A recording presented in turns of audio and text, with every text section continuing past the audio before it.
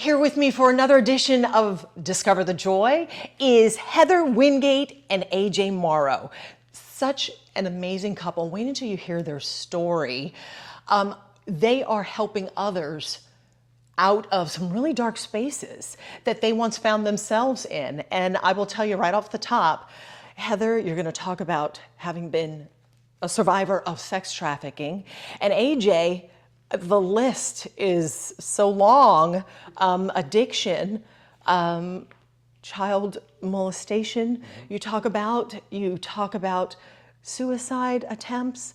And the whole point of this discussion is not to ooh and ah about their story and like, oh my gosh, I can't believe what they did, and oh my gosh, I can't believe. It's really to see how they've come out of this and how they're helping other people come out of where they are, which is so extraordinary and so commendable. So I'm really excited to talk to the two of you. You guys, engaged? Yes. Do we have a date? Well, that's, we do, but now it's actually October 17th of next year, but we might be changing some things and doing it sooner, so. Well, all right. Yeah. Yes. Congratulations. Well, thank you. Thank you. And you all both work. You're here in Middleburg, Florida, visiting your mom, Heather. Yes. But you guys live in Tennessee now. Yes. Is that where you all met? No, I lived here in Jacksonville, and I took on a new job with the company that we work for now, called Harmony Health Group. And AJ came, he was in Florida, and the executive team asked him to come and train me and give me some tips and pointers. And so that is initially how we met. And then a few months down the line, he was going through some things in his personal life. I reached out as a friend just to check on him, see how it's going, and kind of the rest is history from there. Kind of blossomed from there. It did. Very nice. It did. Well, in order to talk about where you are now, we have to talk about the beginning. So AJ, I know a little bit more about your story just because I have seen your posts online on Facebook where you're very open about what happened, and it started when you were so young. Yes. So I came from a beautiful family. I've got an older brother, an older sister. My parents are still married till this day. I think it's like 50 something years they've been married. I was raised in a great home. At 11 years old is kind of when I started to spiral. It started with marijuana, and then I was sexually molested by a friend in the neighborhood. And it happened for a period of 3 months of that time. And I just started to spiral worse and worse and worse. And, I didn't have anybody to talk to about it. I didn't tell my parents, I didn't tell a teacher, I didn't tell anybody because I didn't think anybody would believe me. There was a lot of guilt, shame, and remorse just built up around that whole entire situation. And then the kid moved out of my neighborhood. And I started to excel a little bit better in school. My grades started getting better. And then I just immediately reverted back even worse to drinking, partying, using cocaine, Xanax, meth, ecstasy, acid, and I was 13, 14. I caught my first charge at 12 for Grand Theft Auto, and it just kept spiraling and spiraling and spiraling out of control to the point that the court said to my parents, we're going to take him from you and lock him up until he's 18. They put me on house arrest for a year, and I went to school and did what I was supposed to do. I ended up moving out of my parents' house when I was in 9th grade.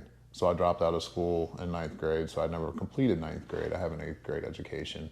And I moved out and went to the streets, started gangbanging, selling dope, using drugs, partying, doing all the things that, that are just not acceptable as a teenager. And my parents did everything they could to try to reel me back in, but it just didn't work.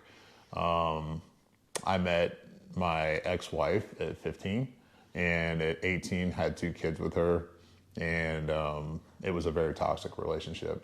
In and out of addiction, couldn't hold a job, couldn't take care of my kids. Basically, it just left me broken, very hopeless, and almost pretty much suicidal.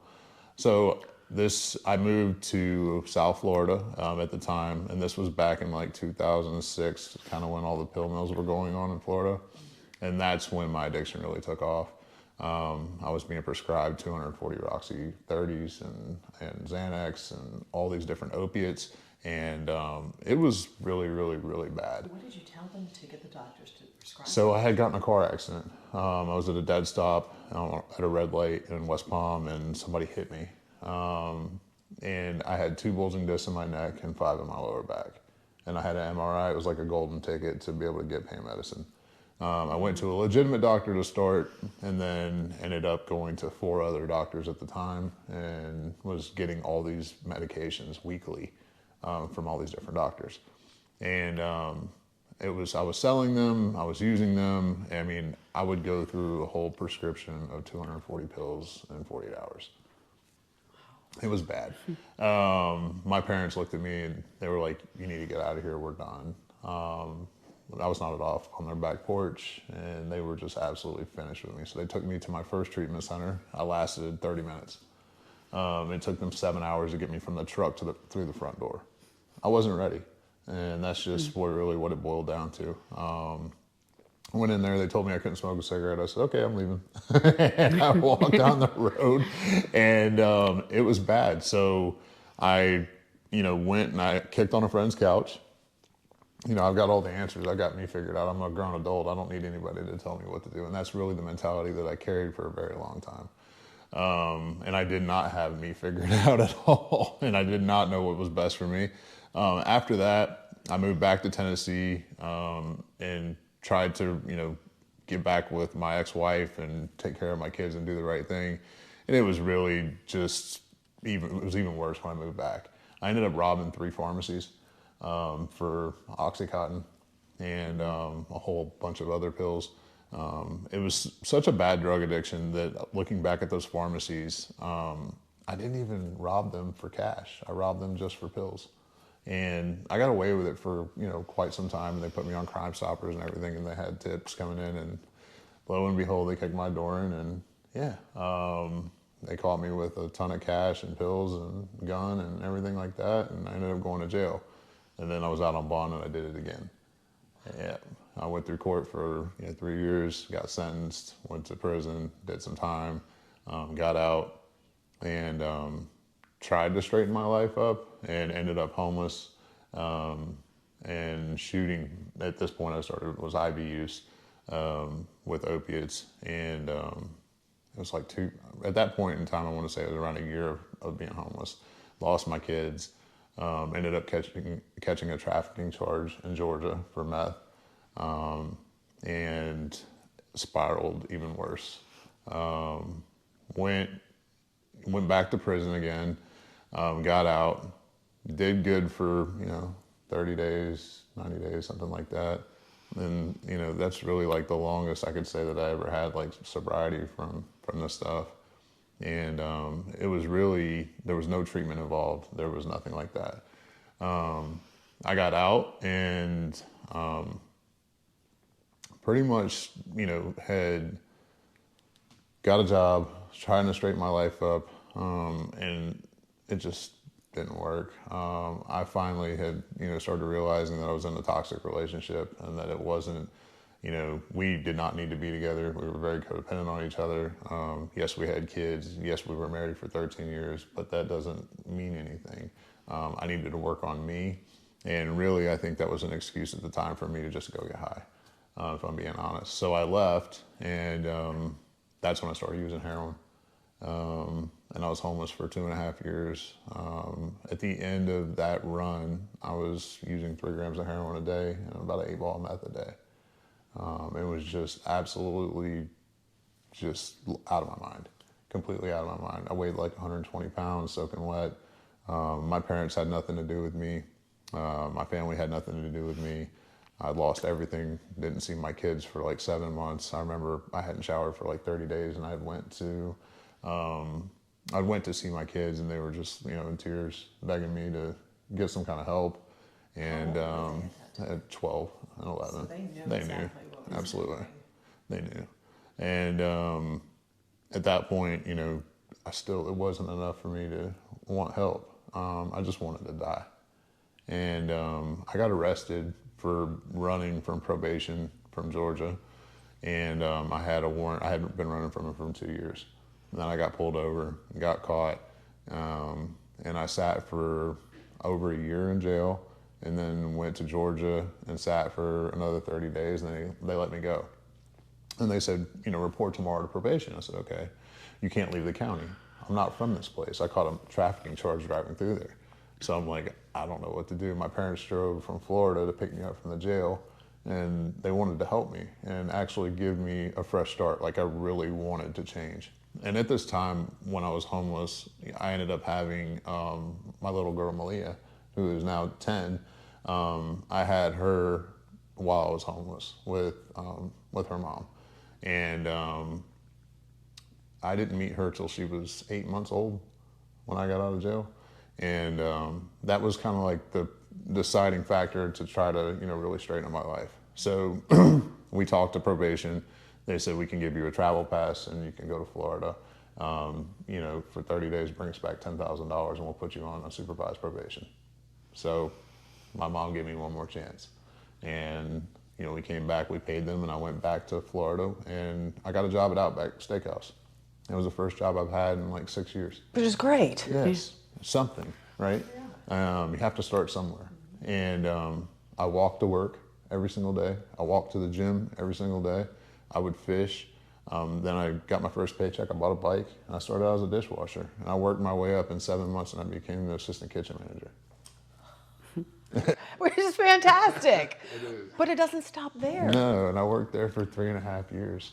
And I did really, really well, but there was still something deep, dark inside of me that hadn't been dealt with.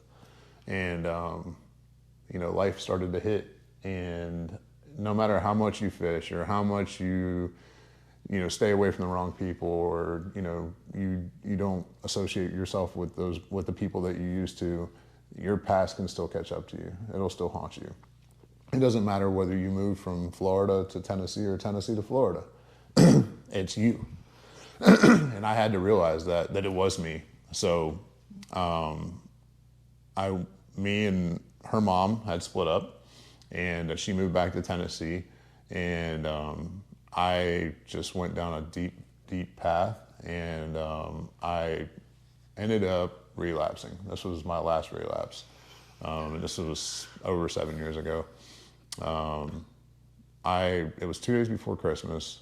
I decided to commit suicide. I was just tired of fighting, It was really, really hard because I just felt like an absolute failure. No matter what I could do, I just couldn't straighten my life up. And I shot a gram of fentanyl and a gram of cocaine, and I was out for like 13 hours. I did the shot at like 10 a.m. that morning. I had put the do not disturb sign on the motel, left a note, and I had apparently a leaky faucet in my room, and the maintenance man kicked my door in and found me unresponsive. And then they called paramedics. That was at 4 when he'd done that, and they called paramedics. I arrived at the hospital at 7, and I was discharged by midnight. I woke up next to a black bag in the hospital. And the doctor's looking at me like, I don't know how you're here right now. And this was 2 days before Christmas. So the next day I called my mom and I'm like, hey, you gotta come get me. This is what happened. And I sat in her bedroom while, my family was out having Christmas dinner and opening presents and just getting high. And I did it for 2 more weeks. And then on January 7th, 2018, I finally decided to make a change. It was like I had that white light moment, a moment of clarity, and it was the first time I'd ever actually went to treatment. I threw my hands up and I just said, I don't know what I'm doing, I need help. I don't want to lose everything that I've worked hard for. I don't want to lose my job at Outback. I don't want to lose my family again, and I don't want to die. And I need to do something different. So I went to treatment. I went to treatment in South Florida, went to detox and residential, and then I went through a PHP and IOP program. In these programs, these people loved on me. They gave me affirmation and empowerment. They taught me coping skills. They taught me different types of different therapy modalities that really helped me. One of them was EMDR trauma therapy. Being sexually molested, being shot at, being stabbed, being ganged in prison, having my teeth knocked out, all those things are traumatic. And as you go through life, it builds up and builds up and builds up to the point to where you start to use to try to like cope with that. And that's what I was doing, was using drugs to cope with all the stuff that was going on with my mental health. So the underlying problem was my mental health, and they addressed it. But they didn't just address it, they really believed in me, they loved on me, and they met me where I was at, and it saved my life. I went to work every single day. I worked 40 hours a week. I went to treatment every single day for 6 days a week. And then I went to a meeting every single day for 90 days. They taught me about the 12-step fellowship. They taught me about just different principles and morals and things to live by. And most importantly, they put my hand in God's hand. And that was what changed it. Because for 24 years, I blamed God for the reason why I was going through what I was going through. And it was the first time that I had that, like, it felt like the prison cell in my mind opened. And I was just free. And I wanted more of that, and I wanted more of that. So at 60 days sober, I decided to share my testimony on Facebook. And I went viral. And people from all over the country were messaging me, please help my son, please help my daughter, please help me. All over the country. And here I am, just a few months sober.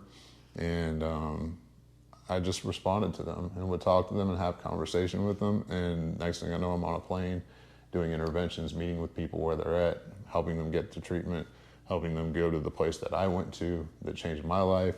And I got to witness a lot of success. And that's just the tip of the iceberg. That was, about 7 years ago. And now I work for a company called Harmony Health Group that Heather had mentioned. So the lady that actually had put me through treatment, her name's Bella. She's one of my mentors. She actually helped me get the job at Harmony. And I went to work at Harmony, and we've been able to help a lot of people since then. I just started out as a community outreach coordinator, and I worked with local communities and helping them place people into treatment through peer support specialists or drug coalitions, or working with hospitals or whatever it was at the time. A lot of public speaking, and I've been able to just really excel from those 7 years. Now I'm the National Director of Business Development for Harmony Health Group. And I get to train people on how I've been successful in helping other people, how to meet people where they're at, how to, like the things that help me, I've been able to really instill in our programs to be able to help other people. And then we can meet anyone, anytime, anywhere where they're at. It doesn't matter whether they're male, female, or a veteran, or an executive, or a cop, or whatever it is, we can meet them where they're at and help them. Wow, what a story. Now, Harmony Health Group, you both work there. Yeah. So Heather, what do you do for Harmony Health Group, and how do you? So I do business development. That's initially where I first started. I was hired on as a business development rep. So I would work with hospitals. I would work with other treatment centers. I would work with acute stabilization hospitals, halfway houses, anywhere. We work with anyone that we know that someone potentially would go to needing help for mental health or substance abuse. So the beautiful thing about our facilities, because we actually have 15 facilities across 5 states. So in Florida, Tennessee, New Jersey, Massachusetts, and North Carolina. And we are able to take some of the higher acuity mental health clients that a lot of facilities, can't take.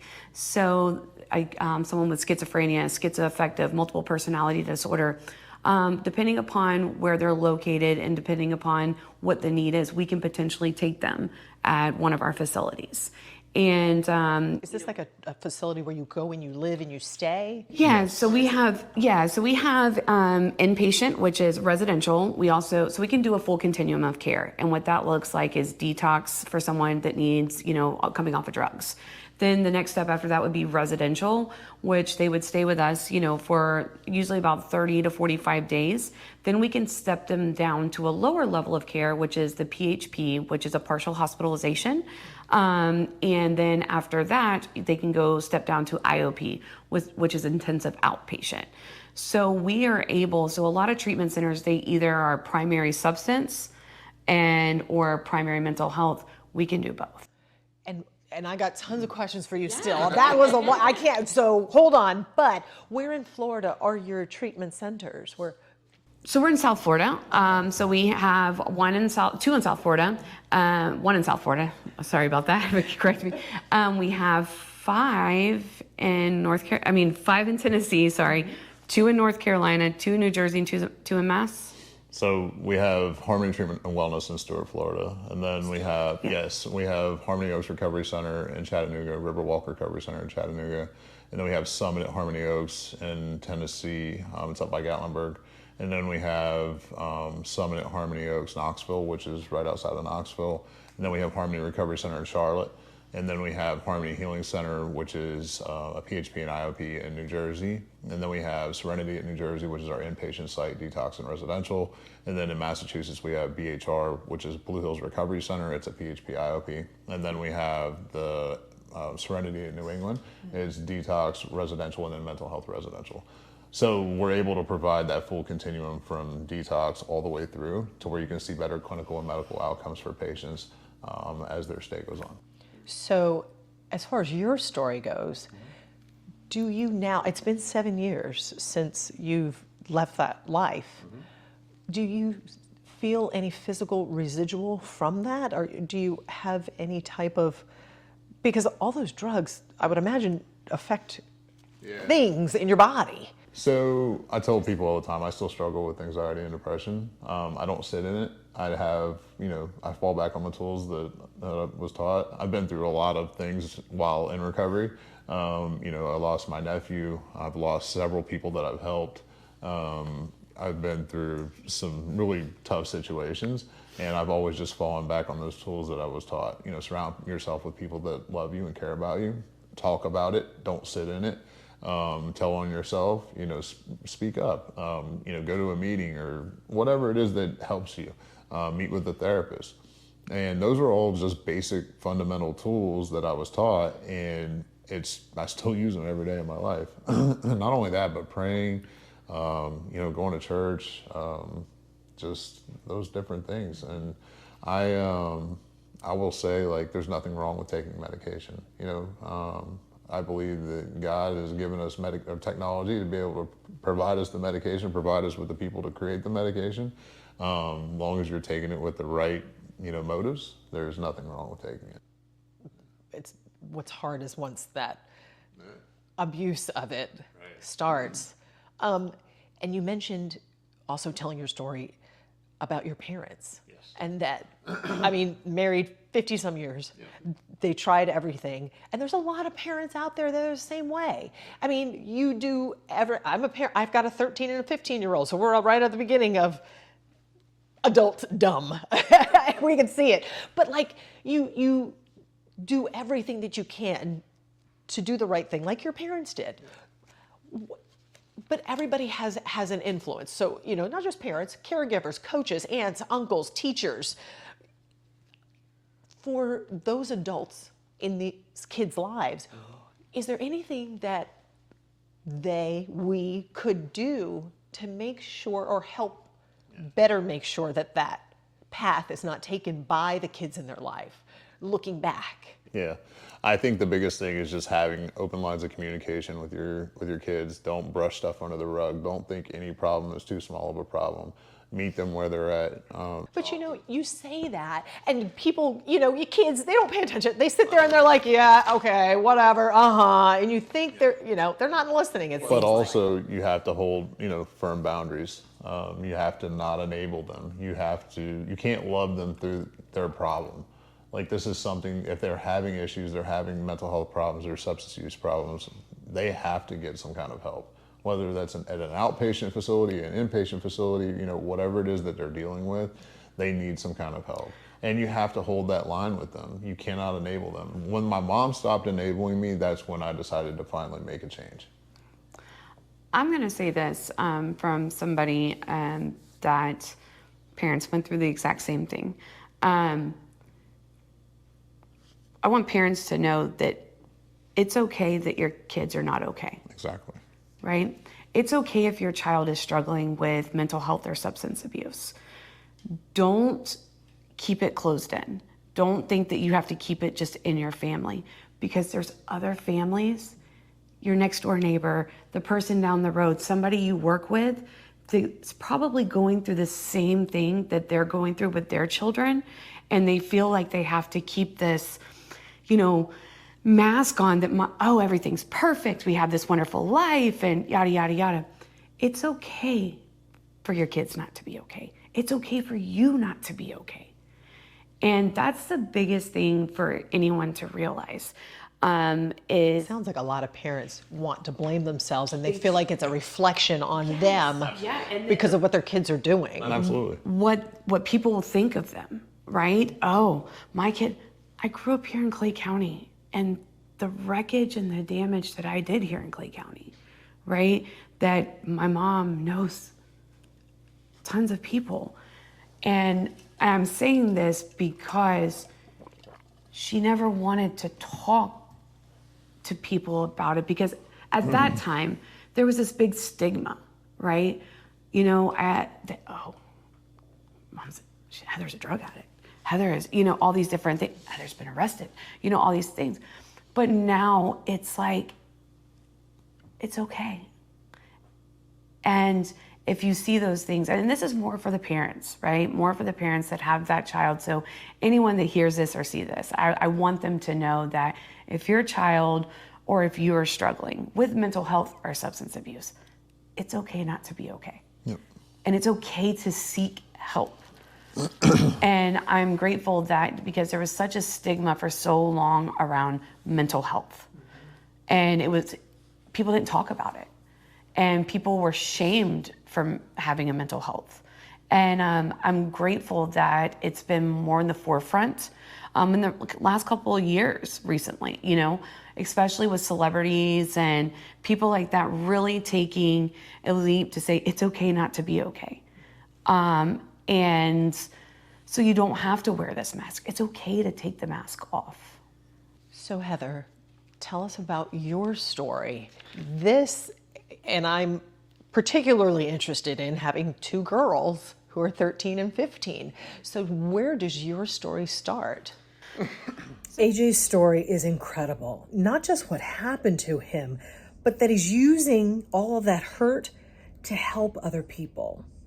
The next episode belongs to Heather Wingate. She's going to share her story of surviving sex trafficking. You don't want to miss her episode. Be sure to subscribe on YouTube and follow me on Apple and Spotify. Look for the next episode in a couple days. Thanks for watching.